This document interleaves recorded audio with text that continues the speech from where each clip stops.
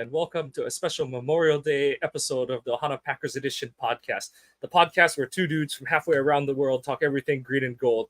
I'm Mike, and that's Iowa Joe. And Joe, what do you got in store for us today? Well, in usual fashion, this is the time of year where we continuously have nothing else to talk about.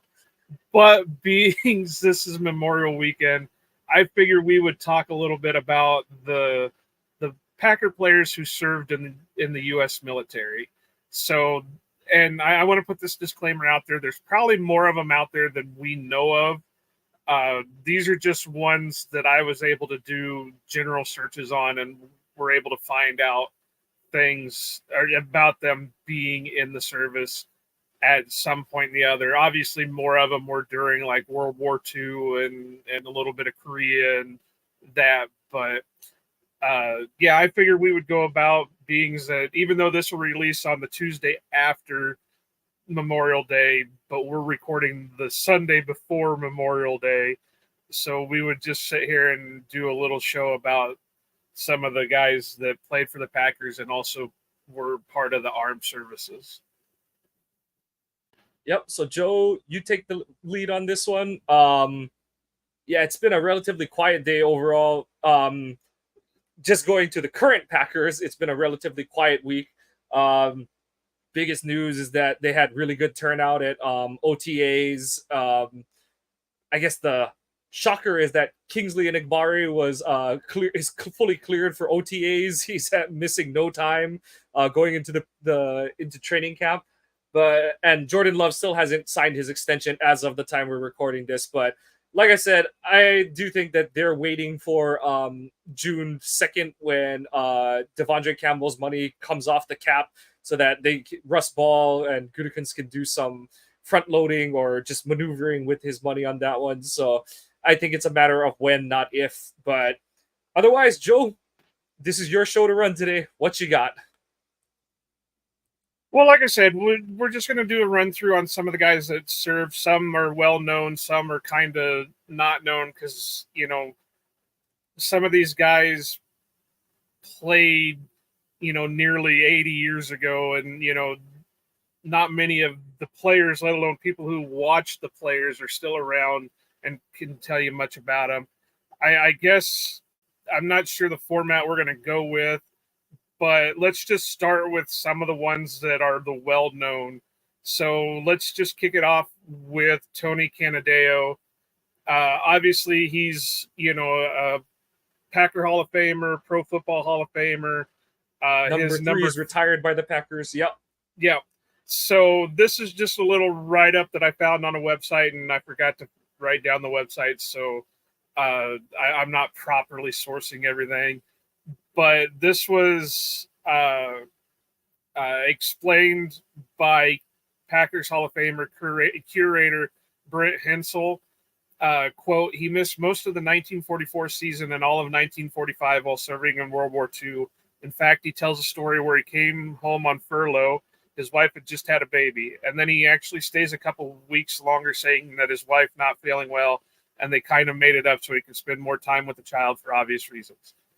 Then he would return in 1946 to lead the Packers in rushing in the ground attack, eventually retiring in 1952.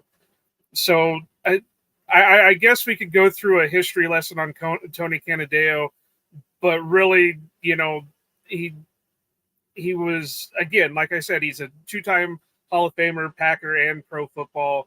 Mike said it, his number was retired and is in the Ring of Honor, or the Packers Ring of Honor.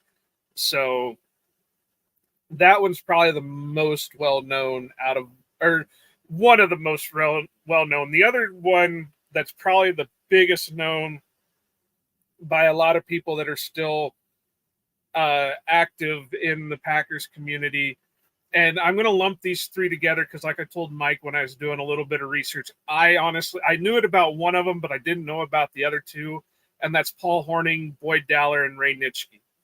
Now, I knew the Paul Hornung story where, you know, he got called up and Lombardi had to try to call in favors to get him to not be sent anywhere in active duty and he could continue to play out his contract. But I didn't know that Boyd Dowler and Ray Nitschke were part of that. all three of them. This is a quote from Boyd Dowler. We had three guys, me included, that were called up into the Army in the mid-season. Paul Horning, Ray Nitschke, and I were all called up into the Army when they activated the Wisconsin National Guard unit in the 32nd Division. They activated the division and we were called in by the middle of the season. So that's three huge names on the Green Bay Packers that were called up in the middle of the season to the 61 season. In the 61 season for active duty. And, and the story goes on that Vince Lombardi actually phoned then President John Kennedy and asked him for a favor to get them to at least be able to come back to play in games. And it worked for Dowler and Nitschke, but I do think, based on what it says in this article and the other stuff that I found, that Horning did miss like 1 or 2 games because of being on active duty. But like I said, I had no idea Nitschke and Dowler were in it. I knew Horning because there's the famous pictures of Horning in uniform and all that stuff, but I didn't know it about the other two.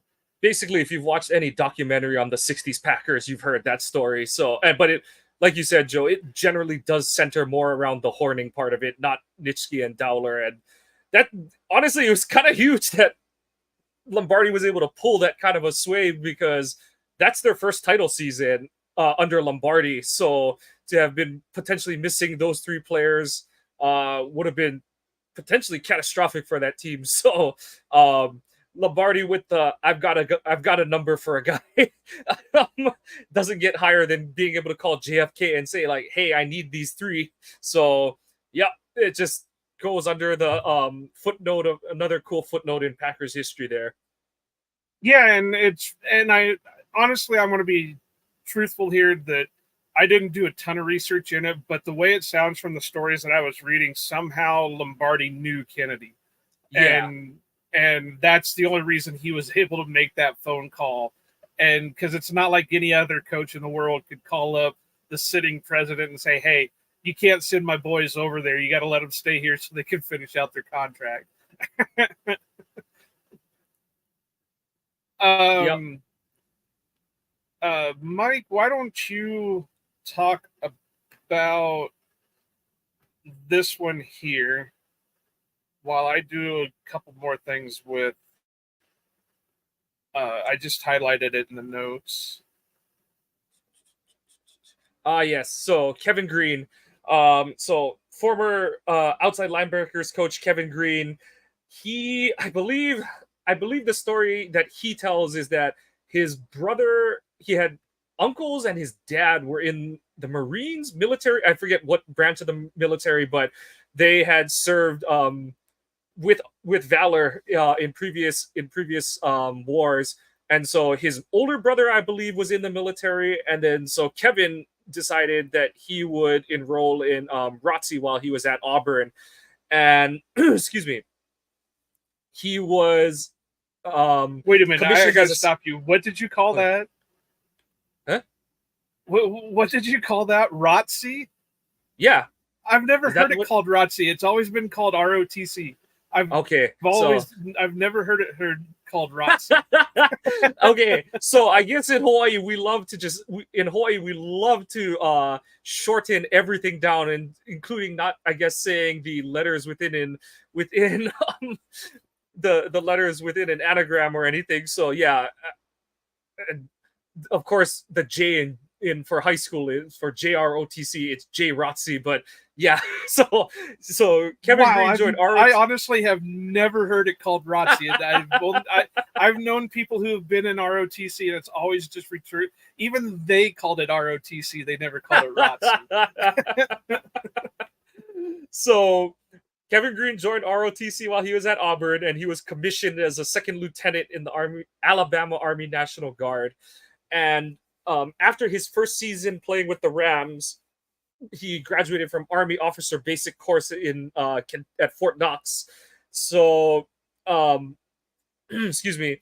And in subsequent years, during the off seasons while Green was in the NFL, He elevated himself to the rank of captain, completed paratrooper school at Fort Benning. So I don't believe he was ever deployed, but Yeah, Green he was was. never, as everything that I read, he was never sent overseas, but he, I think it was after his playing career or even during his playing career, he made a point to go with the USO to visit troops everywhere. So even though he was never sent on active duty or anything like Yeah. that, he did do his best to go out on Yeah, those. lot of outreach. Yeah, like I said, he has deep patriotic ties from his family. So, and if you watch like Kevin Green's Football Life, the NFL Network show documentary series, he speaks pretty highly about that for a good segment of that of his episode. So, good stuff from Kevin Green, and honestly, gone far too early. We lost the great one when he passed away. What was that, 2 or 3 years ago now? Yeah, it's been a little bit now, but yeah. So now, before I jump in and say any more, are there, other than the ones that I have listed, do you know of any other Packers with military ties to them? No. I guess the big one, the big recent one is Aaron Jones with his dad. I don't know of Right. guys who Well, themselves his served. mom It's been and a his lot of, dad. yeah, it's been a lot of players who have like parents or that family members kind of thing, but not they themselves who served or are on active not active duty necessarily, but are in the National Guard or anything like that. So no, I don't believe there have been any, in our recent decades who fit that bill. Well, there's one, and if you look at the Oh notes, it's yes, right above them. It's yeah, there's Darren College, and I yeah, love that. I love the story that about how he joined. He had just, from what I read on it, when he signed his contract with the Cardinals, he was already talking about it, about joining the military at that point. Because I think, like you said with Kevin Green, it was the same thing with college, that he had a brother or somebody that was already in the military, and he just kept saying, "Well, I'll be there soon. I'll be there soon." So when college finally retired, he immediately signed up for the Army National Guard, and I don't have it wrote down here, but I believe he was part, or he is, or was part of the uh, a helicopter crew, a yep, medvac. Um, so it that's one of those things that he didn't have to really work the rest of his life just because he had made decent enough money played long enough in the NFL, but he still had that calling to join the military. yep. And those pictures are pretty awesome because college obviously slimmed down post playing Yeah. career, but he's still a pretty big dude in those pictures, and he sticks out from his the rest of his helicopter crew. But yeah, yeah, you know, all I've got to say is kind of like you brought up, Joe, is these are all guys who can live, with their feet up after their playing career. Honestly, probably should because of the wear and tear on their bodies. Yeah. But you got to commend, Kevin Green's a guy who had a 15-year career, is something like third or fourth all time in sacks in NFL history, since they started recording them in 1982 or whatever the year was. And college had a successful like 9-year playing career or something like that. But props to guys like that who say, yeah, I've got another calling in life, and it's my turn now to serve my country, and we owe them every bit of gratitude for stepping up to the plate and serving America. And that's really the whole point of this episode today. Is it's going to seem like we're a mess and all that stuff trying to talk about this stuff, but it's just showing respect for what these guys did, whether they did it in the middle of their career, whether they did it prior to playing football or after playing football. It just to show a little bit of respect for that stuff on a weekend that a lot of people visit the cemeteries and stuff like that, putting flowers on the graves and just doing their rounds. So this is just kind of our way of doing that. So like I said, there are a ton of guys that we're probably not even going to get to just because, the Packers have been around since 1919. They're going to have numerous guys that have played football and been in the military. We're just trying to hit guys that we're trying to, people either know and didn't know they were in the military, or guys that are just kind of, they're fading out of modern memory. So I'm going to combine these two together just because they've got kind of local ties for me. And one of them I haven't been able to find anything on other than he served a 6-month tour in the Army. I haven't been able to really find it, but that's Mr. Bob Harlan. And for anybody who knows, he's basically the guy that was credited with the resurgence of the Green Bay Packers. Had it not been for him, who knows what the Packers would be today? Even they might not even be the Packers if it had not been for Bob Harlan. The reason why I'd say it's kind of local ties is because he was born and raised in Des Moines, Iowa. But from what I was reading, from like birth, he was also a Packers fan, that he always wanted to have something to do with the Packers. So, yeah, Mr. Bob Harlan. Again, I don't know much about his active time in the military, just that it was a 6-month tour. So it must have been cut short for some reason or another. I don't know why, but and to tie in with that is Inland Tunnel, and he's going to be a guy that not a lot of people are going to know. Born and raised in the Philadelphia area, he played at the University of Tulsa. Well, sorry, good Lord, that was a loud one. That one came out of nowhere. I give that a 6 because you sound like you were stressed on that one. But he played at Toledo for a year, but then he transferred to the University of Iowa for the 46 and 47 season. But between 1943 and 1946, he served in the United States Coast Guard, receiving the Silver Life-Saving Medal for heroism and rescuing a shipmate from flames during a torpedo attack in 1944 and rescuing another shipmate who fell into the sea in 1946. He played 14 total seasons in the NFL. He played for the Packers between 1959 and 1961. So while he's not probably going to be a guy that most people are going to know, that's part of Packers history. And again, like we said earlier, to be in the war and then come out and play another 14 years in the NFL is something else.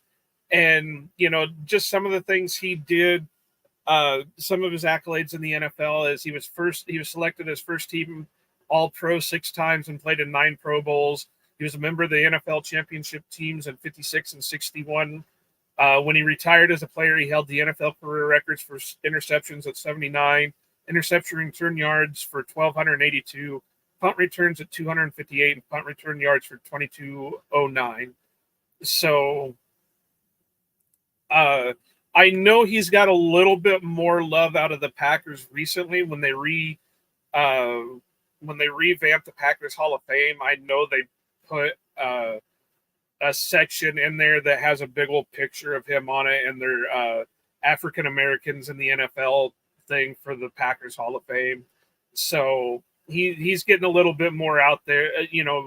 He's still in the in the realm of notability because there are still people around. But like I said, these are the old timers that are starting to fade from modern memory. Yep. I'll let you talk about this one since he's another one that's a little bit of a known. Most people should at least know the name. I'll even let you pull up the military wiki for him. Mr. McNally? Does anyone know him by his actual name? No. Oh, sorry. The one that I put in the private chat. Yeah. So, yes. Excuse me. So, Joe has given me the distinction of being able to talk about Mr. Clark Hinkle. So,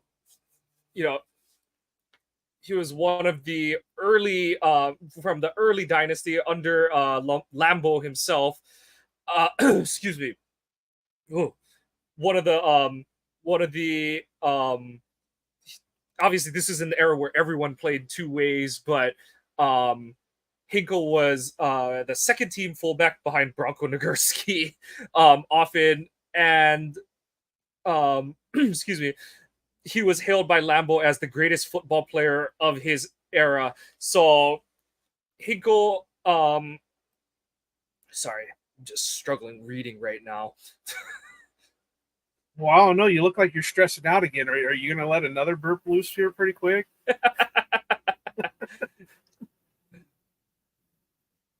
So Hinkle was drafted in where is it? Oh, this is lovely radio.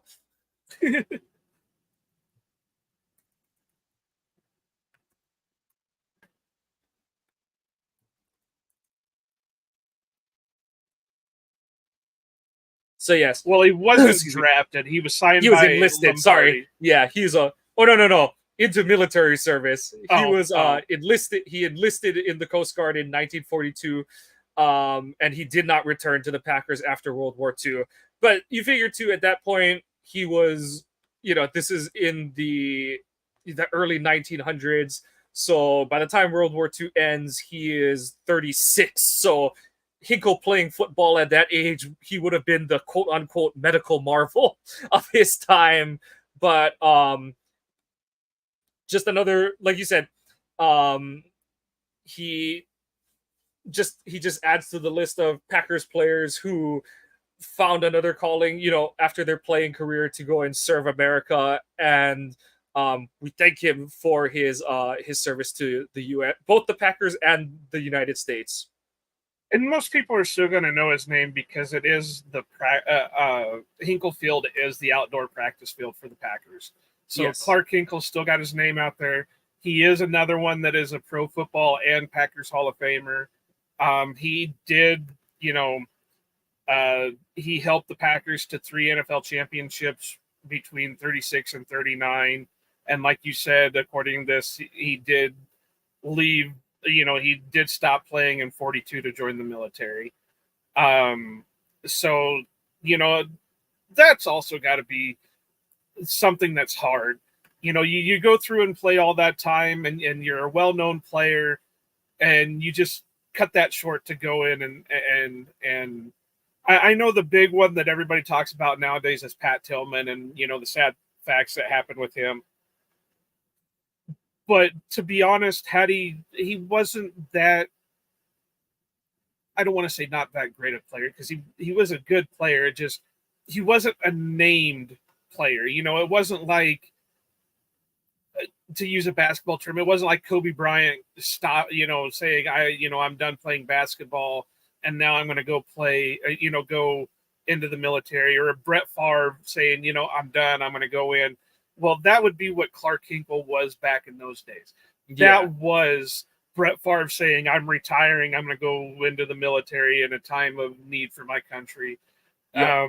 Or Joe Montana or Peyton Manning or Tom Brady saying, I've had a good run, but my country needs me and I'm going to go serve and fight. Yeah. And just remember that, we're talking about quarterbacks now, but this is in the era where no one threw the ball. So that's why we're pointing now quarterbacks, but at the time that Hinkle played, it was all about fullbacks and halfbacks. So well, and I'm not even using it as the same position. I'm just talking about like the notoriety with them. Yeah. So if you want to go by somebody named for, this would have been like Barry Sanders when he retired early saying, I've had a good run, but now I'm going to go into the Army. Or as Derrick Henry said, I'm going to retire to go fight the war on terror right now. Right. So that's kind of the level we're looking at with Clark Hinkle because, like you said, he was only second to Bronco Nagurski. So, he was one of the top players in the league at that time frame. So now this one I'm going to talk about, but there's not much to him. With regards to like military stories and stuff like that. But the more I got to reading of them, it may be, if one of these days we could ever get a hold of like the Packers historians or somebody from the Packers Hall of Fame or something to talk about, and that is Johnny McNally, or what people know as Johnny Blood, because there's a list of this wiki page has it listed as legendary antics from Johnny Blood. Like one of them is he jumped a narrow ledge 6 stories from the ground to gain access to a Los Angeles hotel room. He was fleeing a towel fight with Packers in Labby Dillwig by climbing on top of a fast moving train and crawling across car tops. Playing almost an entire game with a collapsed kidney. Having to be rescued by teammates while attempting chin-ups on the stern's flagpole of the ocean liner SS Mariposa while traveling across the Pacific Ocean for a barnstorming game in Hawaii. So that's just a few things that are listed as legendary stories for Johnny Blood McNally. But he did, he was in the military. He did play for the Packers for a while. Let's see, it says, I'm trying to get this right because some of these guys, like we said, played a little bit, went to the military, and then went back and played a little bit more. So he played for the Packers between 1929 and 1933. He and this is another story here. When Coach Curly Lambeau first negotiated a contract with McNally to play for the Packers, he offered him $110 a week if he wouldn't drink after Wednesday and $100 a week if he did. McNally allegedly took the $100, although a later story said Lambeau said he would give him the $110 and let him drink on Wednesday for being so honest about it. So this guy had to have been some kind of character. So this would be an awesome, awesome article if we could ever find somebody that we could talk to about it. According to this article, McNally wore several different uniform numbers during the Packers' career, including 14, 20, 24, 26, and 55. Let's see. I'm trying to pull up everything here. I'm trying to get his military stuff. So the day December 8th, 1941, he enlisted in the Army Air Corps, served in India as a cryptographer. And he post World War II tried to rejoin the Packers in 1945, but was injured returning a punt in an exhibition game, and he retired permanently following that. So like we said, some guys tried to come back after, some guys just called it a career afterward. Unfortunately, McNally tried to make his comeback, but was injured in doing so. And for some of those people out there that don't know, the Army Air Corps was the predecessor to the actual Air Force. During World War II, they didn't have an Air Force. They just had like the Army Air Corps. And then later on, it became its own part of the military in the Air Force. So, and at that time, the Army Air Corps were more of your pilots. They were your ground crewmen, your mechanics, your stuff like that. I know a little bit about it because my dad's dad was actually in the Army Air Corps during World War II. So, and he was a mechanic on planes. So I know the story was that he worked on the B-52 bomber so much that he always said that if he had the money and the material, he could build one himself. So without plans. But yeah, like I said, Johnny, if you guys want to do a little bit of reading on it, Johnny McNally is definitely somebody to read upon, because just reading some of these stories about him, it just, yeah, it'll put a chuckle. It'll put a chuckle climbing through your soul. Climbing down the face of a hotel in downtown Chicago to avoid curfew and recite poetry to the swooning women below. I mean, that just tells it all right there. Or another one is he once passed up an opportunity to purchase an NFL franchise for $1,200. And for those thinking he must have kicked the bucket early. Johnny Blood lived till he was he lived 85. So yeah, he lived a yeah. long time. Let's see. We've only got a few more to talk about because, like I said, this is really just a mismatch for of a show because we're running out of things and we were trying to just do something on topic for the weekend. You got Bob Forte, who was 11th round pick out of Arkansas in 1943. He played both halfback and defensive back. And during World War II, he was a tank battalion officer in Europe. And he also served a year during the Korea War. So, you know, that's another thing that always amazes me is some of these guys that served in multiple wars. You know, like Bob Forte, World War II in Korea. Some of them Korea, Vietnam. Some of them 3-time, you know, World War II, Korea, and Vietnam. This last one that I'm going to talk about, I don't know if Mike, you want to look up a couple more or something, but this one I do want to kind of talk about just because of the I don't know if you want to call it seriousness, but this is one of the few that I've actually seen that was a casualty in a war and never made it back to the United States, and that's Howard Smiley Johnson. He played guard for the Packers in 1940 and 41, and then I think he was enlisted into the military as a Marine. He was a Marine officer and was killed in action while leading Marines into the Battle of Iwo Jima. And that was in 1945.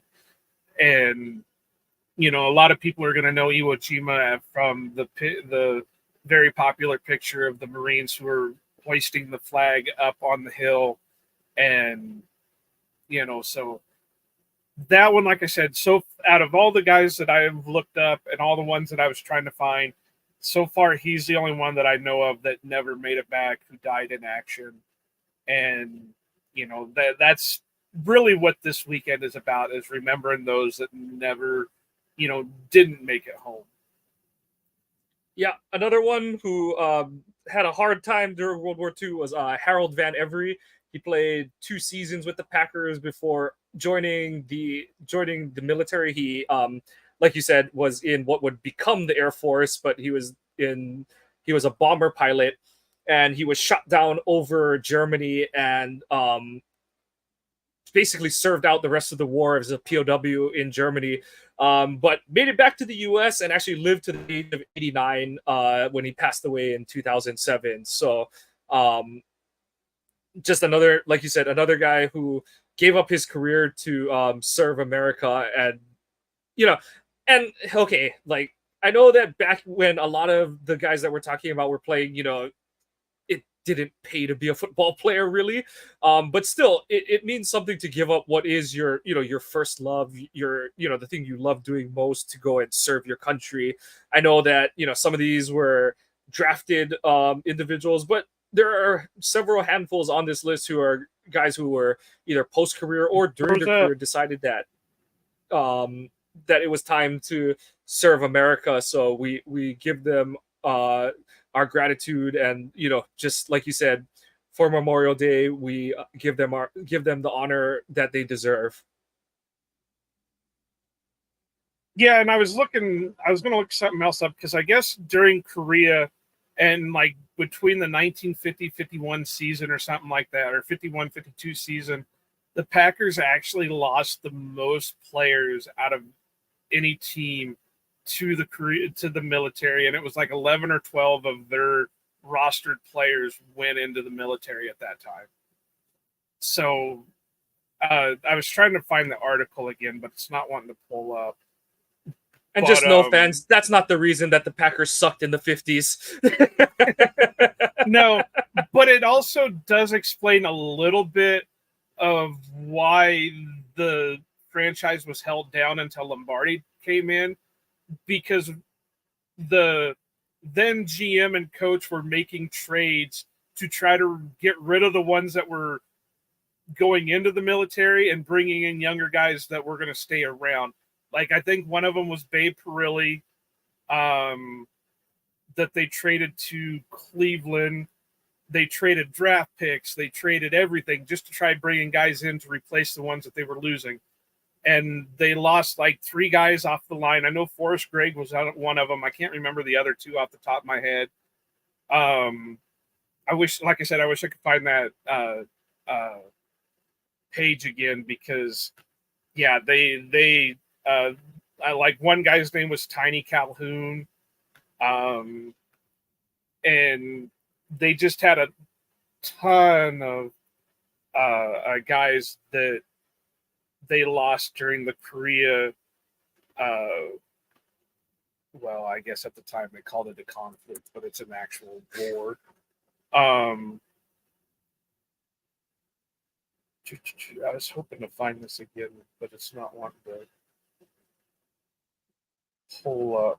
But yeah, so this definitely is a good thing to research. I wish we would have done a little bit better so we could produce a little bit of a better show for you guys. But it definitely opens your eyes to that these guys were still these guys were completely different than the players that we're seeing today.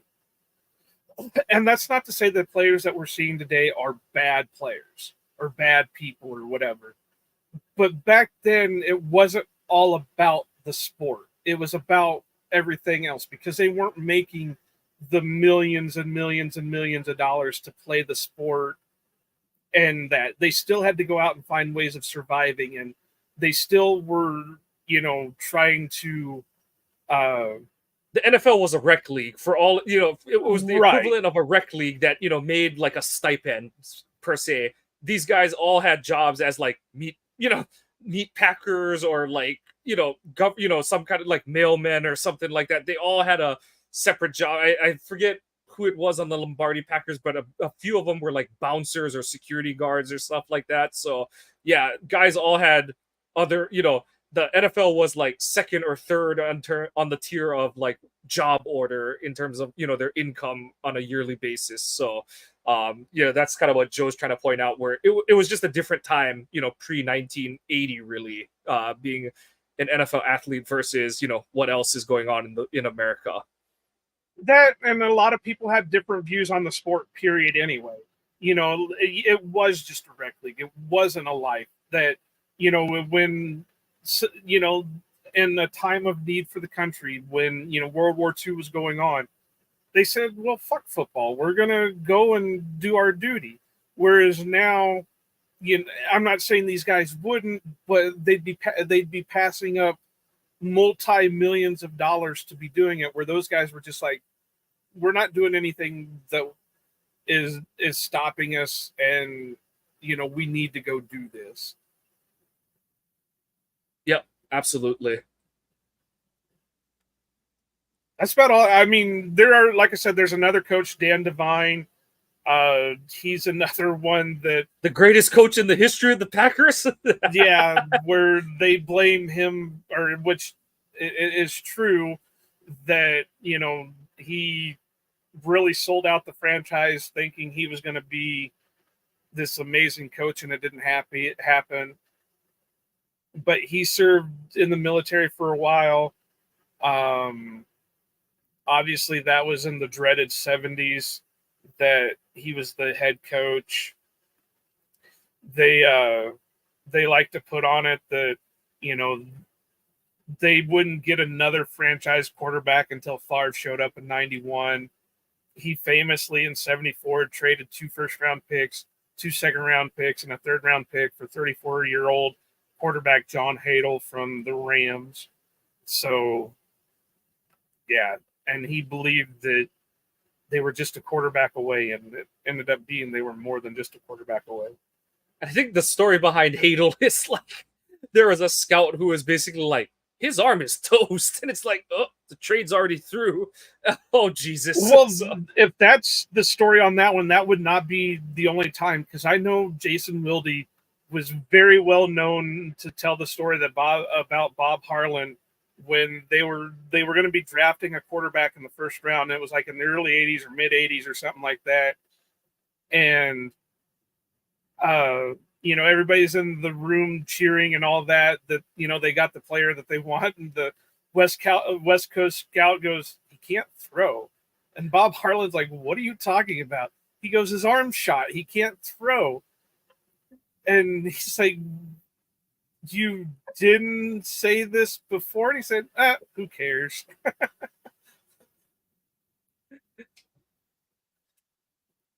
Yep. So that just shows the different time. People, we're spoiled now with the way the Packers are run. Yep. It's all across on all levels, but the main thing that we wanted to point out is there has been a lot of players who had direct or honestly not even just players, but just players, personnel who with direct ties to the Packers who have gone outside of football to find their calling, and we appreciate and want to put a little honor on all of their names for defending this country that we all live in, and enjoy the freedoms that come with being an American citizen. So we appreciate. So let's add a little personal US. touch here, Mike. Let's add a little personal touch here. Do you have anything you do on Memorial Weekend, or is it just the typical barbecue and stuff like that? Well, now I call my father-in-law because my father-in-law is a Navy veteran. He hit mandatory retirement years, but he served. He was in the Navy. He was a corpsman. I can't even name all of the the different conflicts that he was a part of, but he landed in Somalia. He served Desert Storm, Desert Freedom, basically through Afghanistan, and just the imprint that it's had on my wife's life, her brother's lives, and her mom's life, and just seeing how dedicated they all were to they have a lot of fun with it, the fighting the war at home and all those kind of jokes and stuff like that. But there is when my now father-in-law retired, Marisol and I had been dating for about a year and a half at that point, and I'd never been to a military retirement ceremony before, and it was very you see they do the whole step ashore request and all that kind of stuff when you're retiring out of the Navy, and it's very, very humbling, very moving to see in person. And then more directly in my family, both of my grandfathers served in the Army. My mom's dad was drafted. The highest irony for a Japanese American. On my mom's side, my maternal grandmother's family was interned. Tule Lake was the longest internment they faced, and then my paternal grandfather was drafted into the Army, and luckily his number came up to where he got drafted in July of 1945. So his service in World War II was security on the ships as they did Operation Magic Carpet, which is the Pacific campaign to bring all of the military personnel home from the different Pacific islands following Japan's surrender in September of 45. So that like I said, the irony is thick for someone who knows what happened to Japanese Americans. Luckily, my grandma's family, they didn't, I don't want to say they came out unscathed, but they all survived internment. They all lived well past internment. My great grandmother passed away in 98, and my grandma and her siblings were late 90s, and up until last year my grandma passed away. But just hearing the stories about that. But yeah, my grandpa served. He jokes that he was the fastest. He was one of the fastest. How did he put it? Basically, he was promoted to sergeant faster than anyone in his unit had ever in the history of World War II. That was what he always touted himself as. And then my paternal grandfather was he was drafted for the Korean War, And he never told my dad. Unfortunately, he passed in when he was just 64, but in the mid 90s. But he never gave my dad a straight answer on it. But my dad is pretty certain that the army gave my grandpa his reason for his fear of flying because um, he was on a transport plane. I think it was just a training exercise, and they had a bird strike and took out one of their engines. So Wow. near crash landing, and so my grandma had all these pictures of my grandpa where like she would go on trips with her siblings and stuff like that. My grandpa would just drop them off at the airport and leave. He's like, my feet are not coming off the ground. So, but like I said, I, you know, there's different sides of it. My father-in-law, he jokes that it was his avenue to becoming an American citizen because he basically, he came to the US with his older sister who had gotten a student visa, and his older sister and younger brother, they're all American citizens now. But my father-in-law jokes that they were in New York and he saw some other Navy guy, some other seamen in their dress uniforms, and he was like, "Yeah, I'm gonna do that, and that's how I'm gonna be an American." And my father-in-law, he's a first generation American, but I do tout that he is more patriotic than a lot of people who spout all kinds of hate on social media and things like that. And he is a true American hero, and I just want to say like how grateful I am to everyone who served, everyone who anyone who listens to this show, watches this show. Just say to anyone in your family, anyone classmates. I've got a classmate who was wounded in Afghanistan, shot by a sniper. So but luckily he's still with us. So he just trains Marines now. But just want this is my, like you said earlier, this is my rambling way to say I from the bottom of my heart appreciate all that everyone who serves in the military does to keep us all as safe as possible. I know there's people who say like, oh, bad things still happen and blah blah blah, but it's been tried and true basically since America has really established itself as a world power, that it's like, you screw around with us and we will come and slam the door on you. So, and with it's on the back of people who, some are drafted, some enlist, but to all of those who have served and who do serve currently, thank you from the bottom of my heart. Yeah, and see, I have to say that on both certain branches on both sides of my mom and dad's families, there's been family members who have served in every conflict in the United States going back to the French and Indian Wars in the early the mid 1700s. So I mean, you name a conflict and I can probably give you a relative that served in it, that direct tie down to me, all the way through to the most recent, what did they call it? Operation Freedom for Iraqi, whatever.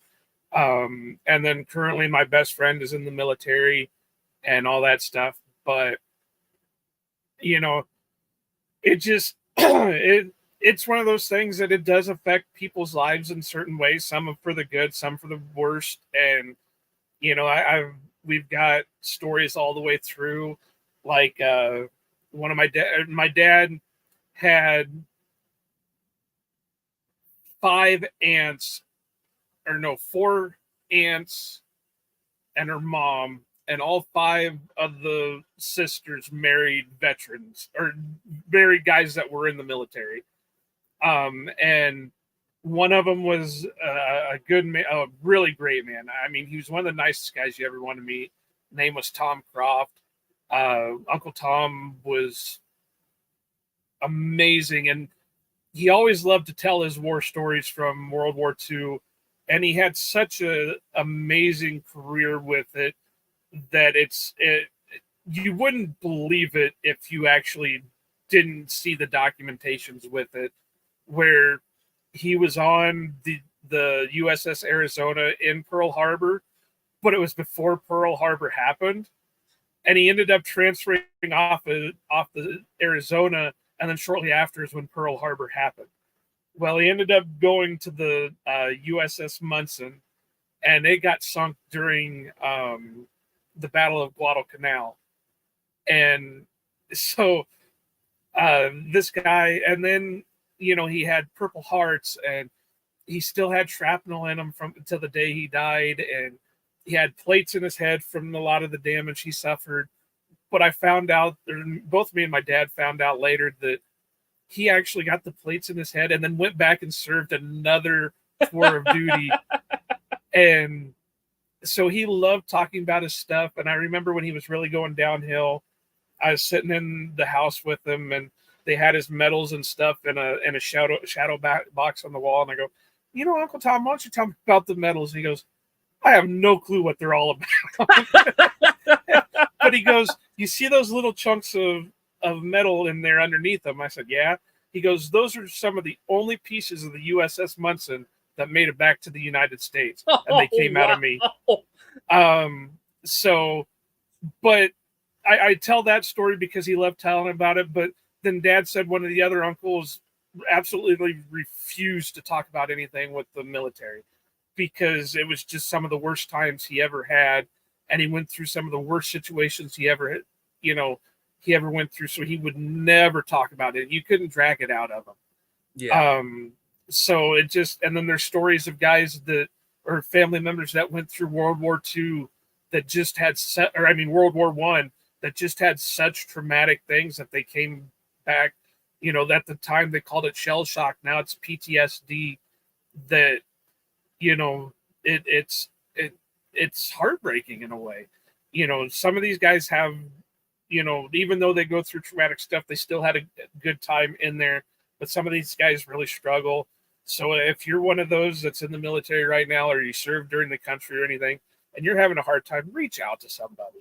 There's always somebody there that will listen. Yeah. They may not be able to understand it, but they're willing to listen. They're willing to talk to you about it. They can at least help you find an avenue to get the help that you need if you're needing it. You don't have to go through it alone. No. And and like Joe said, everyone's going to deal with it their own way, but and for those of you that aren't in the military, always check in on your friends. You don't have to be like in a nagging way, and you can give them the ask them once how it was kind of thing and stuff, or if they want to talk about it and all. But just try to take them out, and just ask them if there's anything they want to do. If it's just go grab a drink, grab food, or anything like that. It doesn't have to be anything special. But my father-in-law tells the story about how one of the master sergeants who was, because my father was a master chief, he was in charge of hotel deployments on the front lines kind of thing. And so he would have a master sergeant attached to him as his security detail. And he tells the story of how one of them, he committed suicide from PTSD after the war. And, my father-in-law feels a little guilty about it because he said he saw him like a couple of months before it happened. He didn't know and stuff. But so it's like, just never know what's going on inside someone's head. So always just reach out and, try to just be there for these people because from what I've heard from some of my friends who served, it's a lonely feeling when you come home from deployment. So just like we say, check on all your friends. Don't want to say like you have to tier them or anything like that, but especially your friends who have served, you don't know how okay they are, despite what they say. So check in on your friends, check in on your family, tell them you love them and you appreciate them. So yeah, that's or if you're like me, you just ignore them because you don't like your family anyway. So but no, like Mike said, if they don't want to talk about it, you don't force them into talking about it. But on the flip side, if they want to talk about it, let them talk about it because they either enjoyed what they were going, especially if they're older ones. Like I said, some of the best times that I can remember is sitting down and just listening to Uncle Tom tell his war stories, and I knew it was good for him because he had somebody to tell him to. Yeah. My step grandpa, or he was never really step grandpa, he was always grandpa, was in the Navy during Korea. And he'd sit there and talk to you about some of the stuff that he went through on the ship or some of the things that they would do on the ship. And you would just, that I loved hearing the stories, but most of all, I knew they loved telling the stories because that was somebody that was wanting to listen to what they went through and what they were talking about. Yeah. It's like, so I mean, the stories you can hear from the military, it's not just the like I sat in a foxhole for days kind of thing. Like my grandfather, like I said, my mom's dad, he tells the stories because he was on security detail on these transport ships. He just tells me about, like, he said the worst experience of his life was pulling into Guadalcanal, because he says you're at flank speed going into the harbor, and once you reach the harbor limit, the ship slows down.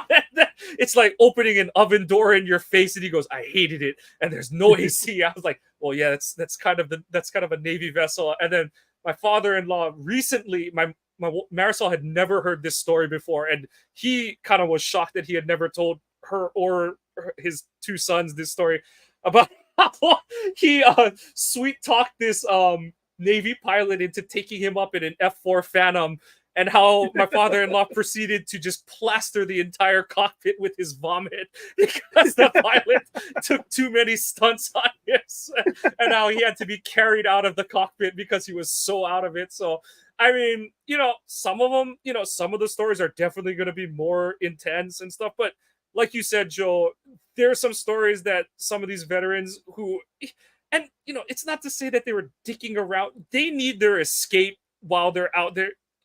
When your life is on it's hanging on a thread for months of a deployment kind of thing. Those are the kind, you hear the stories about guys, doing whatever it is to take their mind off of how dangerous their situation is. So, I mean, Right. like I said, that was an absolute treat for my father-in-law to tell me his F4 Phantom story. And like I said, it was a shock to Marisol, where she was like, he never told me that. Like, she was like, he's never told that story before. And she's like, and I'm so glad that he did, because yeah, like you kind of alluded to, Joe, it would suck if he had never realized he never told that story, and Marisol and her brothers never knew that happened to their dad. So yeah. Or there's a lot of people out there that once they're gone, the stories are no more. Yep. So, it's kind of like going back to basic human history. The only reason we know what happened with some things is because people just kept telling the stories over and over again. Yep. And, that's how we keep them. And like you said, some guys tell the stories about how they relaxed because they were going through such shit situations. Dad knew a guy that was served in World War II that was in the liberation of Sicily, and he parachuted in and he missed his drop, so he had to hide out. Well, he got in with a family of Italians, and they hid him in his basement for the duration. And he said that was some of the best food you could ever have, was what these Italians were just feeding him. Well, that's a good spin on a bad situation, because at any time somebody could have searched that basement and he would have never made it out. Yep. So, yeah, right now we're just rambling on, but really, like I said, listen to the stories, talk to these people, be there for them if they need to talk. Don't push them if they don't have to, but enjoy the stories. Don't just roll your eyes. Don't just stare at your phone. Listen to the stories and let them talk. Yeah, absolutely. But like Joe said, that's going to put our wrap on our Memorial Day reflection episode. Please follow the podcast, Ohana_Packers, at Ohana_Packers on X, Twitter, whatever you want to call it these days. It'll always be Twitter to me. Fuck Elon. Yeah, I know. The bird. Oh! But you must be following the podcast Twitter handle to be eligible for our drawings or any sort of events we do hold in the future. Brian said we're only like 68 away from our next goal. So all right, we're getting close, everybody. We're tell close. Your friends, tell your family. But also, in order to see our weekly polls to kind of go into what we're talking about, like Joe said, we are pulling at absolute. We're scraping the bottom of the barrel right now. That is not to speak poorly on the military. We are very happy to do this episode. No, but this one was one of the rare ones. Next week, we are scraping not just the bottom of the barrel. We're scraping the label off the outside of the barrel.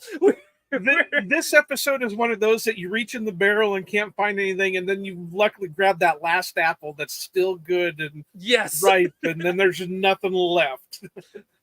Or when you're reaching into the cookie bag and you're like, I know there's only so many cookies, and you're just searching around for that last bit. You're dragging your finger on the rose to get the dust from the Oreos, the Oreo cookies. But check out our website, ohanapackers.org. Joe has done a lot of hard work to get as we've changed over servers. Joe's done a lot of hard work to get the website working again. Check out the and streams. Who knows if it even still working? It works. And if it doesn't, make sure you're able to tweet at the podcast the handle so that you can let us know. Right. If you're We're gonna do this. We're gonna do this, Mike. And this is coming. Mike doesn't even know about this right now. If whoever's listening to this goes over to the website and buys a shirt, doesn't matter what shirt it is. It can be I'm a fucking Packer shirt. It can be I ain't afraid of the bear shirt. It can be Bo he did it shirt. It can be whatever shirt it is. If you go over and buy the shirt and let me know that website is working, and you can show me proof that you bought the shirt, you've got the shirt in, everything else, I will send you a shirt for free, just on top of it. You heard it here first. But yep, check it out. We've got the blog posts, we've got the streams of the podcast episodes, got the shop, merch, get it, coffee, shirts, tumblers, coffee. That's the one we're sticking our claim on. But what other podcasts have their own coffee? Now, come on now. We've got coffee. And when they do, we'll just start adding trading cards to it. So we will escalate. We'll find something. Maybe it'll be tea. I'll find some tea out there. Oh, no. Please be following the podcast on your favorite podcasting apps. Give us a like and a subscribe if you're enjoying what you're hearing. Positive or negative feedback. We want to hear all your comments because we want to be producing the content that you want to hear. Again, we hope you all had a happy Memorial Day weekend. To all of you who have served or who are serving, we hope you have a safe and bountiful weekend. Go Pack Go, and aloha.